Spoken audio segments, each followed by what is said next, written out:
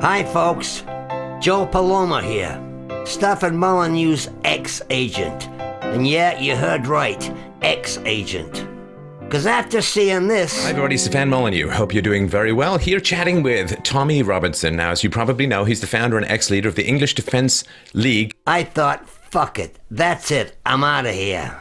So what happened out here, you say? Well, he threw his integrity into the trash can, jumped on the Trump train, and turned into a fucking second-rate B-movie actor. That's what happened. London Bridge is falling down, my fair lady. You know, I grew up in London. And it was a great city, beautiful city. And it's dying. It's dying. You know it. I know it. And it's not dying because of violence. The Blitz could not kill. London could not kill the spirit of London. So let's compare the two. The new Stef with the old Stef. Tonight, a white van plowed through about 20 people on the London Bridge, in the UK, of course. 25% of Muslims support suicide bombing. So what? So what? Are you threatened by suicide bombing relative to the degree to which the average Iraqi Muslim is threatened by the US military or the insurgents who've come there to fight them as a direct result? It's time for us to cut through some of this crap. Muslim fear and paranoia, and how there's just bad Muslim mojo all over the damn planet. 3 men, of course, we await the inevitable final confirmation, but they're described as being of Mediterranean origin, reportedly jumped out of the van, began randomly stabbing people with slit throats. And as I've said before, he conveniently forgets about other people getting their throats cut by white people. Police and witnesses say that suspect, now under arrest, was on a racist rant before that stabbing spree, targeting 2 young Muslim women. And he also forgot this one, another white terrorist crime.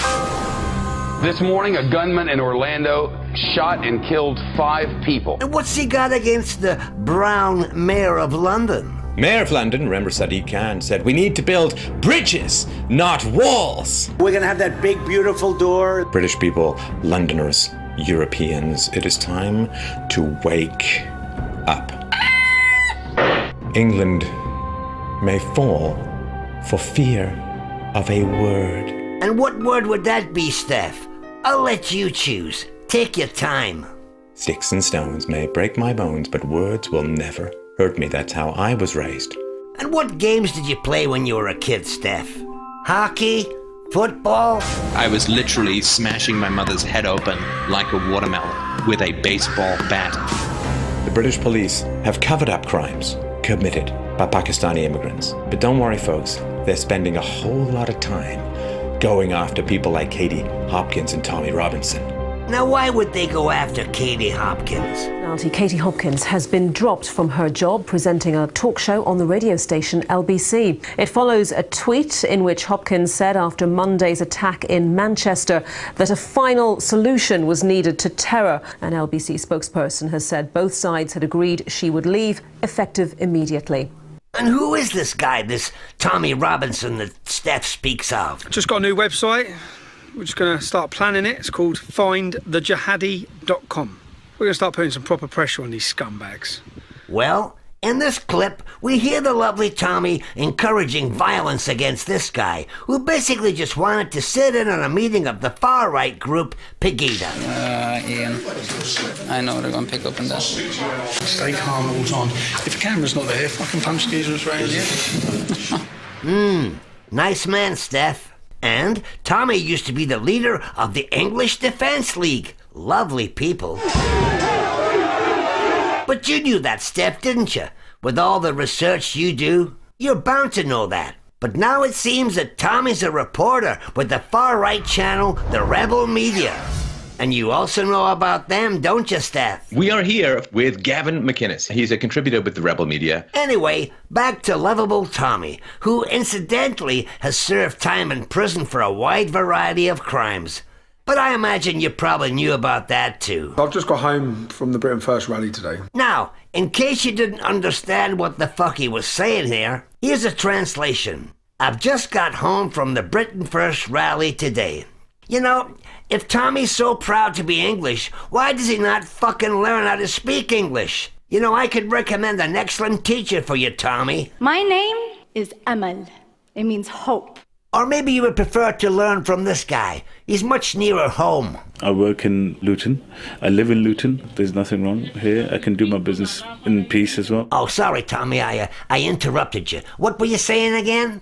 And very orderly and controlled Britain First rally, where people come. A very orderly, controlled Britain First rally, where people come. And do what, Tommy?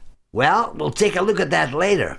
And of course, Stef knows all about them too, doesn't he? They get to associate Britain First with the brutal murder of a wife and mother and MP. Hey, I wonder when he's gonna do a show entitled The Truth About Britain First. No time soon, I think. We're in Bury Park today. It's a British town, and we're proud to be British. It's a Christian country. Yes, it is. You've taken over. Not for long. See this cross? This is a British town. I'll come in where I like. I'll walk where I like. What's wrong with this? Oh, really? Slapper. Now here, we get a chance to meet the main man. Adam, we're joined now by the leader of Britain First, Paul Golding. Welcome to the Daily Politics. You style yourself as a patriotic political party and a street defence organisation, which, I mean, you're basically a vigilante group, aren't you? No, we're not a vigilante group. As I said, we're a street defence organisation. We've not broken any laws. We're simply there to highlight certain issues. But what we saw there was really a kind of low-level bullying and intimidation, wasn't it? Not at all. So why do you have these sort of military-style uniforms, the reinforced Land Rovers? I mean, it's playing of its soldiers a bit. Military-style uniforms, just green activist jackets, because we want to stand apart from groups like the EDL. So we want to stand apart from them. And he says, after attending a protest last year against anti-Muslim hate in America, a false image of him was posted on the Britain First page. Why did you turn up at the cenotaph on Remembrance Sunday with a pair of underpants on your head? Yes, this is when I was about 16 years old. Someone put it on my head and there was conveniently a journalist waiting there with a camera. And I think that's very suspicious. Why didn't you take it off I right would away? never, ever disrespect the memory of my own great-grandfather who fought in the Second World War or any of the other war heroes. I understand that, of course. We've all had relatives who fought in the Second World War. But can we just show the picture again? Because if someone put this on your head that you don't want, you would immediately take it off. You haven't. You're seen there walking in a rather determined fashion. Let's be honest. This is a bit silly and childish, isn't it? We'll have to leave it there. Thank you for joining us. You know, they say you can learn a lot about someone by the friends they keep. You said you never said ugly Mexicans and ugly Haitians come here to live permanently. Maybe here's the article, American Renaissance. If we do nothing, the nation we are building is one in which we would not wish to live. Jared Taylor, ugly Mexican, ugly Haitians. They're rapists. In other words, guilty by association. I think it's time we watched old Stef again. You didn't invent your culture, and neither did they. These people over in these Muslim tyrannies, these theocracies from hell, are not able to invent their own culture any more than you or I are able to invent our own culture. I'm just saying, have a little sympathy for these poor bred livestock who are born into these terrible, terrible situations. And yes, they believe a whole lot of crap, but so do we. So be it, in Jesus' name. Amen. Amen. Amen. Come on, let's get Lord free. And it's time for us to start peeling away the layers of illusion, of mythology, of storytelling that results in death for both of our cultures. And stop just looking at them and saying, well, isn't that terrible? We're so great. Well, we just happen to be great. We just inherited some kinds of greatness, which we did not invent. And they've just inherited some really crappy stuff. Those poor bastards over there in the Islamic countries. And not just say, well, they want to kill us, so let's go kill them. Where does that end? So, we have on the show Eric Prince. How much would you want vengeance? How much would you want to hurt people? So they hit us. Today, tonight, at least 20 people have been killed. We hit them harder. They hit us harder. I heard today that 12 are dead. We hit them harder. It just doesn't end. Back and forth it goes until the world drowns in blood. And I say, enough. So I'd like to put forward a proposition that your enemy really is Whitey. It's your own government. It is the people who look a whole lot more like you And the people in your own government are sending the money that they take from you over to the Middle East to arm people. They spent $200 billion arming the Saudi government so that it can repress and kill and maim and slaughter and mutilate and behead. So when it comes to looking at your enemies, and that's not people overseas, my friends, that's the people you see smiling back at you from political commercials. America is winning, and President Trump is making America great again. I'm Donald Trump, and I approve this message. Well, goodbye, old Stef, and hello to the traitor of humanity, because that's what he's now become. Oh, and by the way, his poor little daughter still hasn't had a good night's sleep. The real danger is not social media complaints about the real danger. Oh, and that scream you heard there was from Mike DeMarco. You see, Stef's got a table in front of him, and DeMarco sits under that table on a little stool, just level with Stef's groin, some people say. And if Stef forgets a line, Mike comes to his rescue. Actually, you can hear it in this next part. Look up what their beliefs advocate. It's not complicated. Stop being blind. Stop avoiding what you know you need to learn. Dinner, Daddy!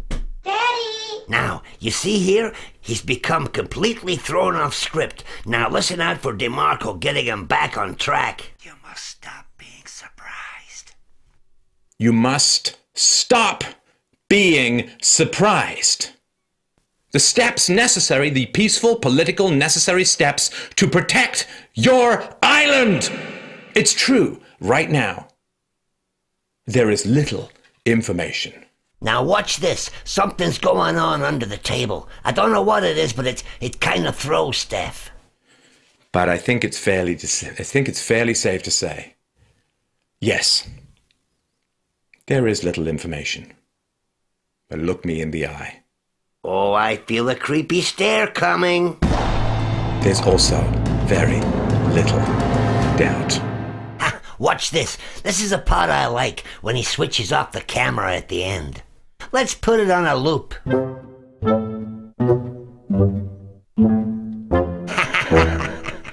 That's all, folks.